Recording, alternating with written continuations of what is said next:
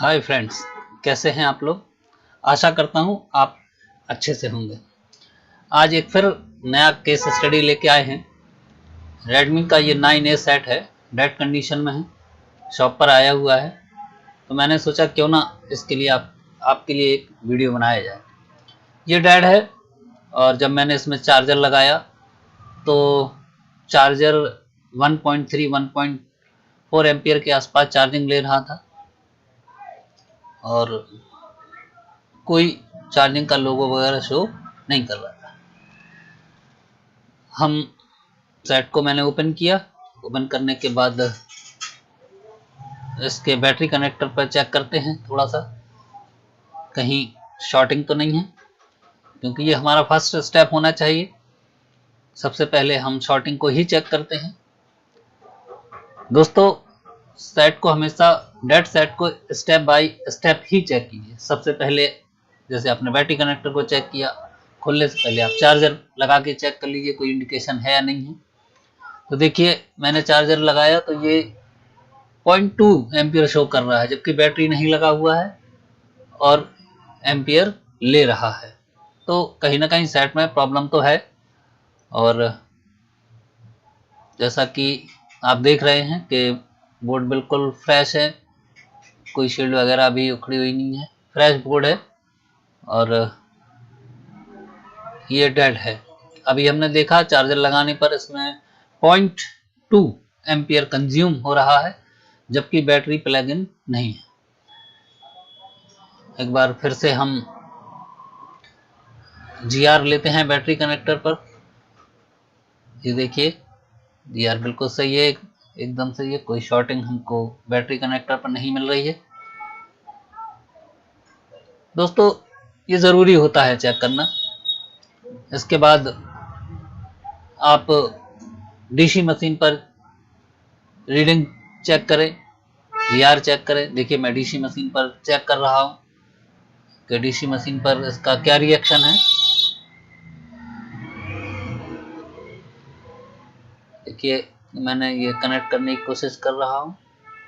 ये देखिए कनेक्ट हुआ और ये मैंने पावर की प्रेस किया, 24 46 47 24 46 47 ऐसे करके ये जो है अप डाउन हो रहा है और पावर की छोड़ने के बाद 0 हो जा रहा है। थोड़ी सी अपनी कोल्ड टेस्टिंग को आगे बढ़ाते हैं, बीपीएच चेक करते हैं। बीपीएच पे कहीं कोई शॉर्टिंग तो नहीं है, बीपीएच कहीं कोई शॉर्ट तो नहीं है। ये हमारी वीक्यू आईसी है, उसके बगल में लगी हुई ये कॉइल है, बीपीएच कॉइल, और उसके बगल में लगाई ये कैप। इस कैप में एक तरफ देखिए बीपीएच पर रीडिंग बिल्कुल सही है, 300 के समथिंग कुछ आ रहा है। रिवर्स में हम एक बार चेक करते हैं, कोई रीडिंग शो नहीं हो रही, यानी कि हमारा ये सही है। दोस्तों, इसका फॉल्ट मैं पहले ही डायग्नोस कर चुका हूं, आप लोगों को भी इसके बारे में पता होगा, लेकिन आज हम एक नई टेक्निक के साथ इस फॉल्ट को दूर करेंगे। इसमें जो फॉल्ट है वो सीपीयू के पास वी बस पीएमयू की जो लाइन है वो शॉर्ट हो गई है। इस वजह से ये सेट जो है डेड हुआ है। और आज हम बगैर कोई आईसी निकाले, बगैर सीपीयू चेंज किए, बगैर पावर आईसी निकाले इस फॉल्ट को दूर करेंगे। देखिए, मैं ये कैपेसिटर जो C1325, मैंने आपसे कहा था स्कीमेटिक का हम सहारा लेंगे। तो ये देखिए C1325 जो है, इसमें दोनों तरफ शॉर्ट आ रहा है। ये देखिए,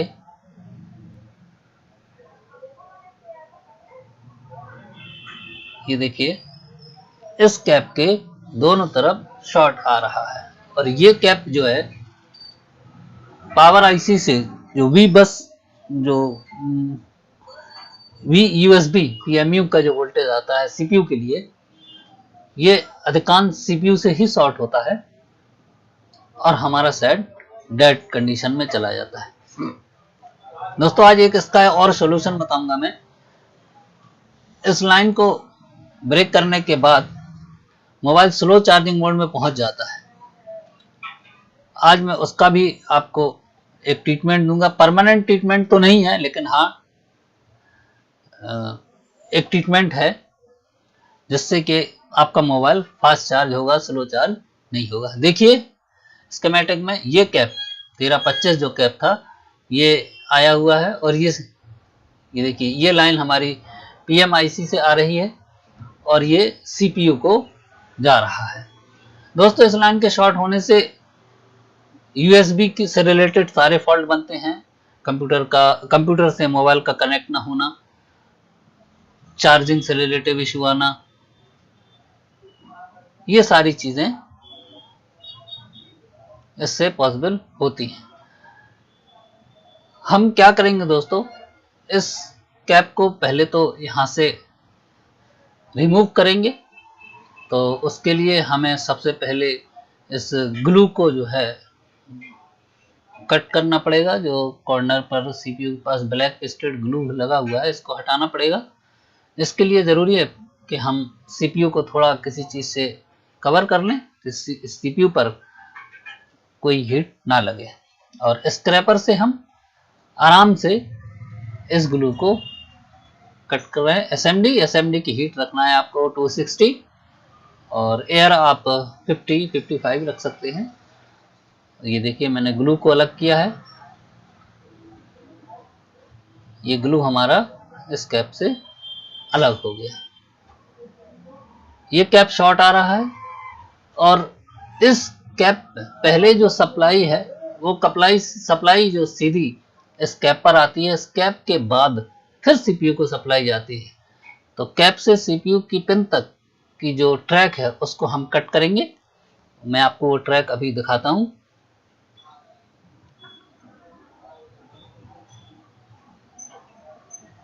सबसे पहले थोड़ा सा फ्लक्स लगाया, फ्लक्स लगाने इस कैप को हम निकालते हैं। देखिए ये कैप, किसी भी कैप को हमें उखाड़ना नहीं है, उखाड़ने से प्रिंट और डैमेज हो जाते हैं, निकालना है। देखिए मैंने आसानी से इसको निकाला है। यहाँ पर निकालने के बाद हम इसको क्लीन करते हैं और क्लीन करने के बाद एक बार फिर चेक करेंगे कि शॉर्टिंग, अगर कैप खराब होगा तो शॉर्टिंग यहाँ खत्म हो जाएगी और इस पॉइंट पर हमको कैप के एक पॉइंट पर शॉर्ट मिलेगा और एक पर शॉर्ट नहीं मिलेगा, क्योंकि एक ग्राउंड होता है कैप। ये देखिए मैं वो ट्रैक आपको दिखाना चाह रहा हूँ जो इस पॉइंट से CPU के अंदर जा रहा है। देखिए दोस्तों ये ट्रैक इस पॉइंट से CPU के अंदर जा रहा है। इस ट्रैक को हम ब्रेक करेंगे। सबसे पहले मैं चेक करता हूं।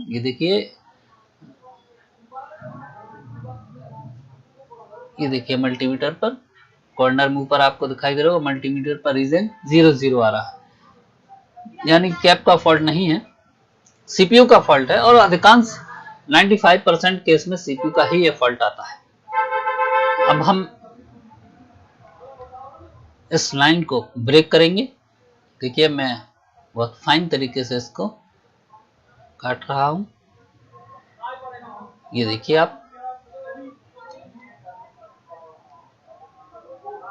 ये पॉइंट सीधा कैपेसिटर का जो ये पॉइंट है, ये सीधा पावर आईसी से पहले इस पॉइंट पर आता है, फिर इस ट्रैक के थ्रू CPU में VBUS PMU की लाइन आगे बढ़ती है। तो ये देखिए मैंने इस ट्रैक को यहां से कट कर दिया है और अब हम यहां से ये चीज चेक कर लेंगे कि शॉर्टिंग CPU की लाइन में है या। देखिए ये हमारा GR आ गया है। ये GR हमारा जो मिल रहा है इस समय, ये मिल रहा है पावर आईसी का, और देखिए CPU की तरफ शॉर्ट था। दोस्तों इसमें हमने ना CPU को चेंज किया है, ना CPU को निकाला है, ना हमने इसमें पावर आईसी को निकाला है, ना कोई टेस्टिंग की है, कुछ नहीं किया है, और सीधा उस ट्रैक को कट किया है। और कट करने के बाद ये देखिए, आप एक बार फिर चेक करेंगे, यहां देखेंगे तो सारी चीजें एकदम सही आ गई, GR एकदम सही आ गई। अब हम एक बार इस ट्रैक को देख लेते हैं कि हमने कौन सा ट्रैक कट किया है। तो दोस्तों ये है इसका स्कीमेटिक। ये लगा है C1325 कैप। VBUS PMU का सप्लाई ये पावर आईसी से आ रहा है और कैपेसिटर के इस पॉइंट के बाद ये सप्लाई AVDD 33 USB के नाम से CPU के अंदर जा रही है। ये सप्लाई CPUs को USB से रिलेटेड सारे वर्क करने के लिए वोल्टेज जो मिलता है वो PMIC से ही मिलता है, और इसके शॉर्ट हो जाने के बाद या हमारा जो CPU है वो कई प्रकार के एरर देने लगता है और सेट को डेड करता है। चलिए अब इतना वर्क करने के बाद एक बार हम सेट को चेक कर लेते हैं कि हमारा सेट ऑन हुआ या नहीं हुआ, और उसके बाद चार्जिंग का सॉल्यूशन हम देखेंगे कि चार्जिंग का जो स्लो चार्जिंग का है, उस स्लो चार्जिंग का जो एरर रहता है उसको हम कैसे दूर करेंगे। तो देखिए मैं इसमें चार्जिंग पिन मैंने इंसर्ट किया और ये देखिए दोस्तों सेट ऑन हो गया है, यानी जो डेड की प्रॉब्लम थी वो हमारी सॉल्व हो चुकी है, चार्जिंग भी उसने ले लिया है। लेकिन इस कंडीशन में अभी जो चार्जिंग है वो 0.38 0.4 एम्पियर के हिसाब से ही ले रहा है। एक बार मैंने बोर्ड को फिर बाहर निकाला हुआ है और अब वो जम्फर वो मैं आपको बताना चाहता हूं कि जहां पर हम जो है जम्फर देंगे और उससे हमको ये पता, उससे हम इसकी चार्जिंग में आने वाली एरर को दूर करेंगे। तो देखिए ये पॉइंट देखिए, इस पॉइंट से हम इस पॉइंट को हमको ग्राउंड करना है। दोस्तों दरअसल हम ये डाटा की लाइन है जो BQ से CPU तक जाती है। इस डाटा की लाइन को हम ग्राउंड करने से CPU इस IC का डेटा नहीं ले पाता है और हमारा मोबाइल चार्ज होता रहता है। सही एम्पियर से चार्ज होगा, हो सकता है थोड़ा बहुत स्लो हो, लेकिन 80-90% मोबाइल सही चार्ज होता है। दोस्तों ये ट्रिक है, इस ट्रिक से हम जो डायरेक्ट चार्जिंग और डायोड लगा के चार्जिंग बनाते हैं उससे कहीं बेटर ये चार्जिंग काम करती है। देखिए मैंने ये जंपर लगा दिया है और ये आप देख सकते हैं बिटमैप में ये BQIC है। BQIC ये डेटा की लाइन है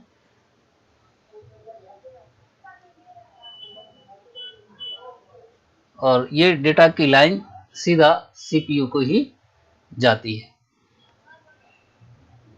ये देखिए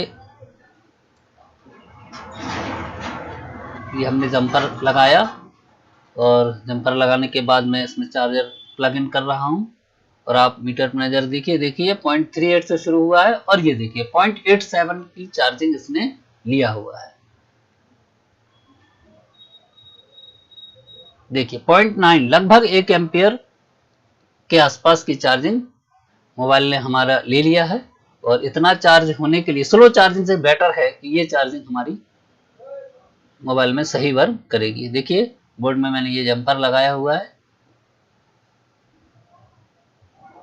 और ये कैप हटाकर वो ट्रैक को कट किया है। एक बार सेट को हम फिर से ऑन करते हैं। दोस्तों वीडियो पसंद आया हो, इसमें कुछ नॉलेजफुल हो तो आप इसको लाइक कीजिए, सब्सक्राइब कीजिए, शेयर कीजिए। चार्जिंग पिन लगाता हूं, ये देखिए सेट ऑन हुआ और ये देखिए चार्जिंग 0.99